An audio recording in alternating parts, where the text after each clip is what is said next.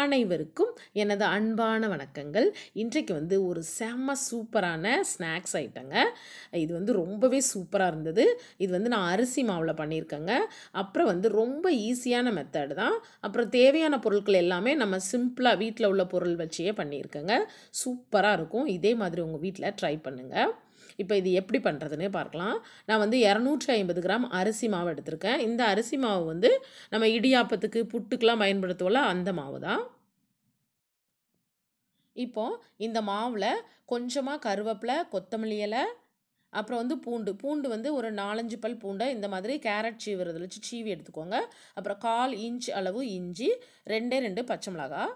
இதில் வந்து இஞ்சி பூண்டு பேஸ்ட்டாக நீங்கள் போட வேண்டாம். இந்த மாதிரி சின்னதாக கட் பண்ணியோ அப்படி இல்லைன்னா சீவியோ போட்டுக்கோங்க. பேஸ்ட்டாக போட்டால் அவ்வளோவா நல்லா இருக்காது. அது சாப்பிடும்போது ஊடையில் கடிபடுறது ரொம்பவே சூப்பராக இருக்கும். அப்புறம் வந்து ஒரு 1/2 டீஸ்பூன் சில்லி ஃப்ளேக்ஸ் போட்டுக்கோங்க. இது வந்து குழந்தைங்களுக்கு பார்க்கறதுக்கு நல்லாயிருக்கும். ஆசையாக எடுத்து சாப்பிடுவாங்க. அதனால் ஒரு 1/2 டீஸ்பூன் நான் போட்டிருக்கேன் சில்லி ஃப்ளேக்ஸ். உங்களுக்கு இது போட இஷ்டம் இல்லைன்னா நீங்கள் போட வேண்டாம். அப்புறம் வந்து கண்டிப்பாக ஒரு 1/2 டேபிள் ஸ்பூன் கீ ஆட் பண்ணிக்கோங்க. நல்ல ஒரு மணமாக இருக்கும்.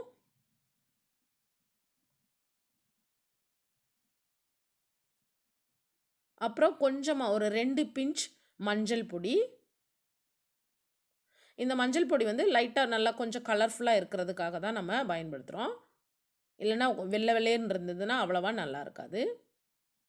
அப்புறம் கொஞ்சமாக சீரக பொடி நான் யூஸ் பண்ணுறேன். ஒரு 1/4 டீஸ்பூனுக்கு கொஞ்சம் அதிகமாகவே சீரக பொடி போட்டிருக்கேன். உங்களுக்கு இதில் முழு சீரகம் போடணுன்னா நீங்கள் ஒரு 1/4 டீஸ்பூன் போட்டுக்கலாம்.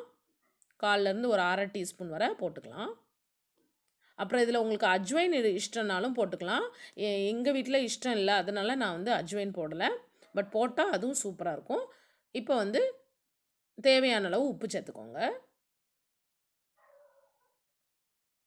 1/2 டீஸ்பூன் கிட்ட உப்பு சேர்த்துக்கோங்க. இப்போ நம்ம இதை நல்லா மிக்ஸ் பண்ணி எடுத்துக்கலாம். அப்புறம் வந்து கேஸில் நல்லா சுடு தண்ணி கொதிக்க வச்சுக்கோங்க. அந்த சுடு தண்ணி எடுத்து நம்ம இதில் ஊற்றி பிசைய போகிறோம். இந்த சுடு தண்ணி வந்து நல்லா பாயில் ஆகிக்கிட்டு இருக்கணும்.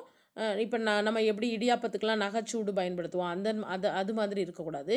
இதமான சூடாக இருக்கக்கூடாது. நல்லா கொதிக்க தண்ணி விட்டு இந்த மாதிரி ஒரு கரண்டி வச்சு மிக்ஸ் பண்ணி எடுத்துக்கோங்க. அப்புறமா லைட்டாக அந்த சூடு குறைஞ்சதுக்கப்புறம் இந்த மாதிரி நல்லா கைட்டு பிசைஞ்சு எடுத்துக்கோங்க. லாஸ்ட்டில் வந்து கொஞ்சமாக கீ அப்ளை பண்ணிவிட்டு பிசைஞ்சிங்கன்னா உங்கள் கையில் அதிகமாக ஒட்டாது. இப்போ நான் வந்து பிசைஞ்சு எடுத்து வச்சுட்டேன். இதை வந்து நம்ம ரெஸ்ட் எடுக்க வைக்க போகிறோம். ஒரு 1/2 மணி நேரத்துக்கு இதை ரெஸ்ட் எடுக்க வச்சுருங்க. பாருங்கள், இப்போ வந்து 1/2 மணி நேரம் ஆயிட்டு நம்ம இப்போ எப்படி சப்பாத்தியெல்லாம் எப்படி உருட்டுறோம் அது மாதிரி உருட்டி எடுத்துக்கோங்க. ஆனால் இதில் வந்து மாவு நீங்கள் தூவ வேண்டாம். ஆயில் அப்ளை பண்ணி, அதாவது அந்த மாவில் வந்து ஆயிலில் லேசாக மேலே கீழேயும் லேசாக ஒரு 1/4 டீஸ்பூன் அந்த மாதிரி ஆயில் அப்ளை பண்ணிவிட்டு இந்த மாதிரி உருட்டி எடுத்துகிட்டு இந்த மாதிரி ஒரு நைஃபோ அல்லது பிட்ஸா கட்டரோ அதை வச்சு நீங்கள் இந்த மாதிரி கட் பண்ணி எடுத்துக்கோங்க. பாருங்கள் நான் எந்த மாதிரி பண்ணியிருக்கேன் அப்படின்னு. இதோட விட்த் வந்து கொஞ்சம் ஜாடாவாக இருக்கணும், கொஞ்சம் திக்காக இருக்கணும். ரொம்ப தின்னாக கட் பண்ணிடாதீங்க. இந்த மாதிரி கட் பண்ணி எடுத்துக்கோங்க. ரொம்பவே ஈஸியான மெத்தட் இது. இப்போ நம்ம ஆயிலில் போட்டுடலாம். ஆயில் வந்து நல்லா சூடானதும் இந்த மாதிரி 1 பை 1 போட்டுருங்க. உங்களுக்கு இப்படி வேண்டாம் அப்படின்னா நீங்கள் கையில் வந்து நல்லா ரவுண்ட் ஷேப் எப்படினாலும் பண்ணிக்கலாம். ஷேப் வந்து உங்கள் இஷ்டம் தான், எப்படினாலும் பண்ணிக்கலாம்.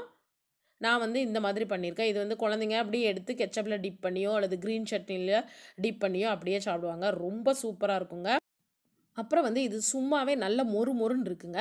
உங்களுக்கு இது இன்னும் நல்ல மொறுமொறுப்பாக வேணுன்னா டபுள் ஃப்ரை பண்ணிக்கலாம். அதாவது ஃப்ரை பண்ணிவிட்டு கொஞ்சம் நேரம் வச்சுட்டு அதுக்கப்புறம் திரும்ப அதே ஆயிலில் போட்டு பொரிக்கிறது தான் டபுள் ஃப்ரை.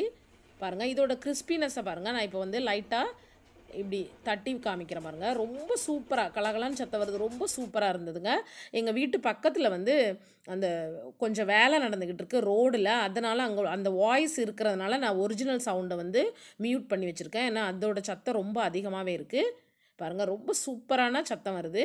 ரொம்ப சூப்பராக இருந்தது. இதை நீங்கள் கண்டிப்பாக ட்ரை பண்ணுங்கள். இது கூட வந்து கெச்சப்பு க்ரீன் சட்னி வச்சு கொடுத்தீங்கன்னா செம்ம சூப்பராக சாப்பிடுவாங்க எல்லோரும்.